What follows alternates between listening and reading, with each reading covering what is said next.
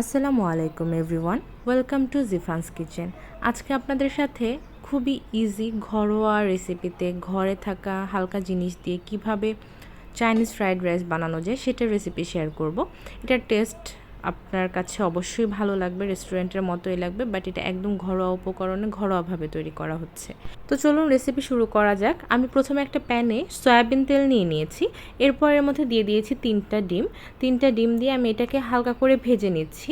ভেজে আমি এটাকে তুলে নিব। এরপর আমি এটার যে মূল রান্না সেটা শুরু করব। তো আমি ভেজে এক সাইডে তুলে নিয়ে এরপর আবারও কিছুটা তেল নিয়ে নিয়েছি। তেলের মধ্যে আমি দিয়ে দিচ্ছি পেঁয়াজ এবং কাঁচামরিচ কুচি। তো আমি কিভাবে কেটে নিয়েছি আপনারা দেখেই বুঝতে পারছেন যে আমি কাঁচামরিচটাকেও একটু ছোট ছোট করে কেটে নিয়েছি। এরপর আমি এখানে দিয়ে দিচ্ছি ভেজিটেবলসের মধ্যে প্রথমে আমি দিয়েছি এখানে বাঁধাকপি এবং ফুলকপি। যেহেতু বাঁধাকপি এবং ফুলকপি থেকে পানি ছাড়ার একটা সম্ভাবনা থাকে, এই জন্য আমি প্রথমে এই দুইটা দিয়ে নিয়েছি। এটা কিছুক্ষণ নেড়ে চেড়ে এরপর আমি এখানে দিয়ে দিচ্ছি গাজর। আর বাকি যে উপকরণগুলো আছে ভেজিটেবলসের মধ্যে, এগুলো আসলে সেদ্ধ হতে খুব বেশি সময় লাগে না, এই জন্য এগুলো আমি পরে অ্যাড করব।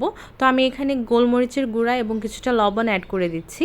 এরপর আমি এটাকে ভালো করে নেড়ে চেড়ে মিশিয়ে নিচ্ছি।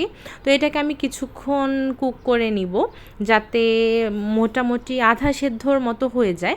এরপর আমি এখানে অ্যাড করে দিব সিম। আমি একদম পাতলা করে সিমগুলো কেটে নিয়েছি। এরপর আমি দিয়ে দিব কিছুটা ক্যাপসিকাম। আমি এখানে একটা ক্যাপসিকামকে কেটে নিয়েছি। তো আপনার কাছে যা সবজি থাকবে আপনি সেটা ইউজ করতে পারবেন, কোনো সমস্যা নেই। তো আমার কাছে এগুলো বাসায় অ্যাভেলেবেল ছিল, আমি এগুলো দিয়ে নিয়েছি। আর শীতকালে এগুলো সবার বাসায় অ্যাভেলেবেল থাকে। তো এরপর আমি এটাকে ভালোভাবে একটু নেড়ে চেড়ে আবার একটু সিদ্ধ করে নিলাম। তো যখন মোটামুটি দেখবেন যে ভেজিটেবলগুলো কুক হয়ে গিয়েছে, তো এখানে আমি ব্যবহার করছি কুকড রাইস। তো এখানে আপনারা পোলাওয়ের চাল ব্যবহার করতে পারেন, বাট আমি বললাম না যে আমি একদম ঘরোয়া স্টাইলে আপনাদের সাথে শেয়ার করতে যাচ্ছি। তো আমি এখানে নর্মাল যে আমরা ভাত খাই ভাতের চালটাকেই হালকা করে সেদ্ধ করে নিয়েছি, মানে সেদ্ধ করেছি কিন্তু একটু ঝরঝরা করে, এবং এটাকে ভালো করে ফ্যানের নিচে দিয়ে শুকিয়ে নিয়েছি যাতে এটার মধ্যে কোনো ভেজা ভাব না থাকে এবং ঝরঝরা হয়। তো এটা দিয়ে একটু নেড়ে চেড়ে এর মধ্যে আমি দিয়ে দিচ্ছি ডিম। আমি যে ভেজে রেখেছিলাম প্রথমে ডিমগুলো, সেগুলো এখানে দিয়ে দিচ্ছি।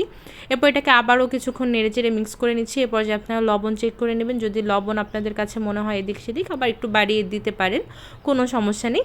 তো রান্নার লাস্ট পর্যায়ে আমি এখানে দিয়ে দিচ্ছি ধনিয়া পাতা কুচি। ধনিয়া পাতা কুচি এটা ম্যান্ডেটরি না, বাট আমার কাছে মনে হচ্ছিল যে একটু দিলে হয়তো ভালো লাগবে, এই জন্য আমি ধনিয়া পাতা কুচিটা দিয়ে দিয়েছি। এরপর এটাকে আরও কিছুক্ষণ নেড়ে চেড়ে আমার রান্না কমপ্লিট, কারণ এখানে চালটা আমি কুক করে নিয়েছি এবং প্রথমে আমি ভেজিটেবলসগুলোকে সেদ্ধ করে নিয়েছি, তাই আমার খুব বেশি সময় লাগেনি চাল দেওয়ার পর রান্না হতে। আর এই হচ্ছে আমার ফাইনাল লুক। রাইসটাকে আমি সার্ভ করেছিলাম চিকেন ফ্রাই এবং চিকেন মাঞ্চুরিয়ান দিয়ে। এই চিকেন মাঞ্চুরিয়ানের রেসিপিটাও কিন্তু আমাদের চ্যানেলে আপলোড করা আছে, আপনারা চাইলে দেখে নিতে পারেন। আর thank you so much for watching this video.